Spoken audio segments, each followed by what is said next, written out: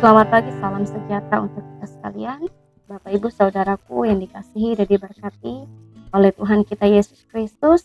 Kembali kita pada hari ini diberikan kesempatan untuk boleh belajar bersama kebenaran firman Tuhan sesuai dengan Almanak Nas GKE pada hari ini, diambil dari kitab Perjanjian Lama, kitab Yosua pasal yang kedua ayat 15 sampai yang ke-24.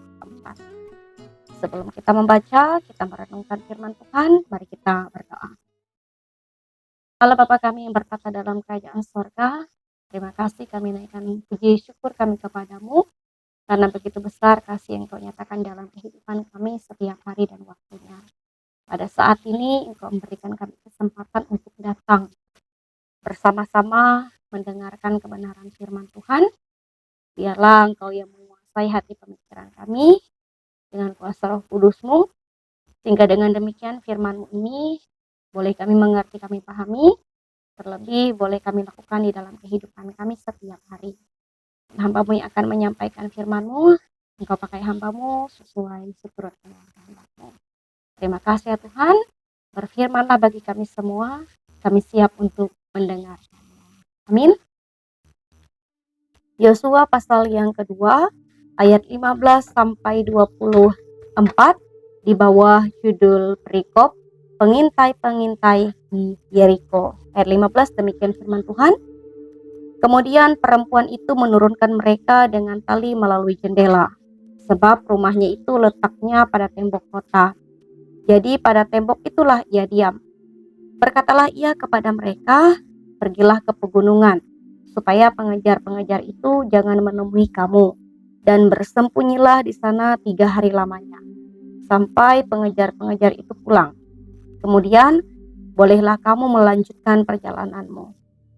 Kedua orang itu berkata kepadanya, kami akan bebas dari sumpah kami ini kepadamu, yang telah kau suruh kami ikrarkan. Sesungguhnya, apabila kami memasuki negeri ini, haruslah tali dari benang kirmisi ini kau ikatkan pada jendela tempat engkau menurunkan kami. Dan ayahmu serta ibumu, saudara-saudaramu, serta seluruh kaum keluargamu, kau kumpulkan di rumahmu. Setiap orang yang keluar nanti dari pintu rumahmu harus sendiri menanggung akibatnya, kalau darahnya tertumpah. Dan kami tidak bersalah. Tetapi siapapun juga yang ada di dalam rumahmu, jika ada orang yang menciderainya, kamilah yang menanggung akibat pertumbahan darahnya. Tetapi jika engkau mengabarkan perkara kami ini, maka bebaslah kami dari sumpah kepadamu itu, yang telah kau suruh kami ikrarkan. Perempuan itu pun berkata, seperti yang telah kamu katakan, demikianlah akan terjadi. Sudah itu dilepaskannya lah orang-orang itu pergi, maka berangkatlah mereka. Kemudian perempuan itu mengikatkan tali kirmisi itu pada jendela. Mereka pun pergilah dan tiba di pegunungan. Mereka tinggal di sana 3 hari lamanya, sampai pengejar-pengejar itu pulang. Pengejar-pengejar itu telah mencari di mana-mana sepanjang jalan tanpa menemukan mereka. Maka pulanglah kedua orang itu, mereka turun dari pegunungan, lalu menyeberang dan sampai kepada Yosua bin Nun. Kemudian mereka ceritakan segala pengalaman mereka.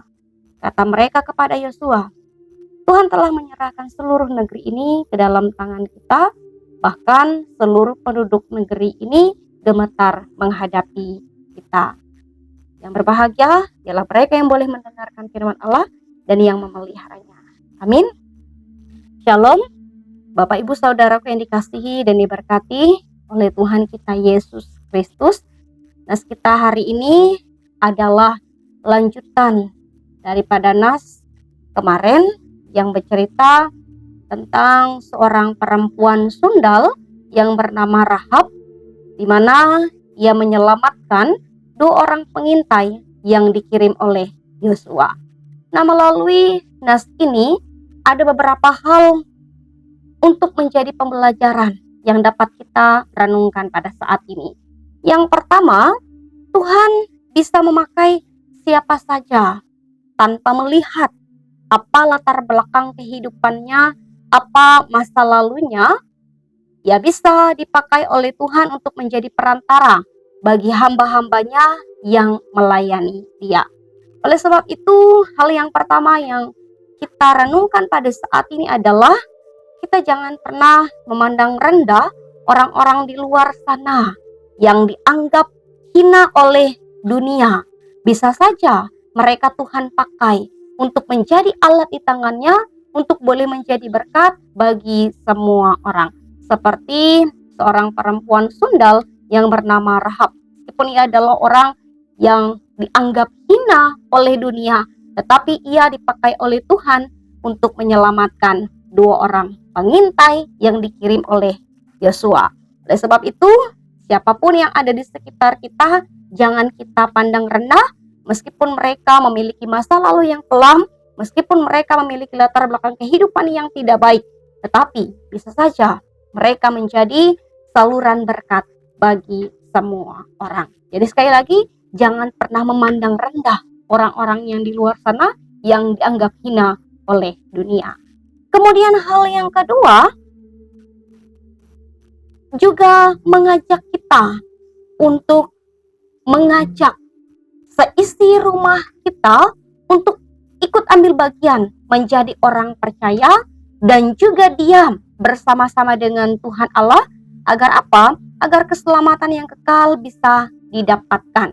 Seperti Rahab yang diminta oleh dua orang pengintai ini untuk mengumpulkan baik ayahnya, ibunya, seluruh keluarganya untuk tinggal di dalam rumah Rahab agar mereka bisa diselamatkan. Demikian pun kita juga menjadi perantara untuk mengajak seisi rumah kita mendapatkan anugerah keselamatan daripada Tuhan Allah.